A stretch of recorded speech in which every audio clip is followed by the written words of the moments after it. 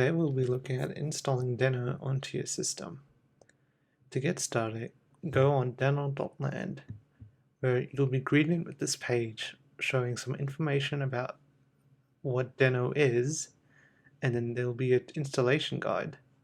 Deno has provided multiple installation instances, so you can use the typical curl method, PowerShell, Homebrew, Chocolatey, Scoop, or if you have Rust installed, you could use the Cargo Package Manager to install Deno.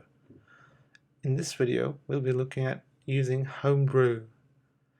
Without further ado, let's go to the terminal and do brew install Deno.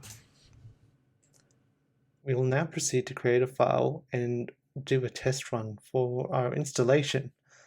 To do this, we'll create a main.ts file through our command line. So we'll use our IDE to open this file. So we'll do code main.ts.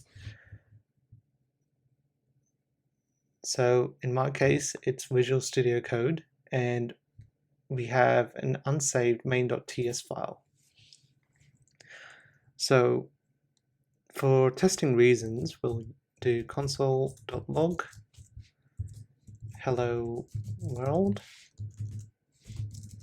and we'll run this.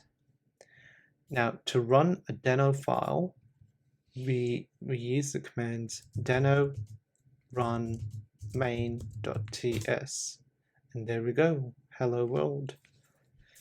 Hope you guys enjoyed, and I'll see you all later.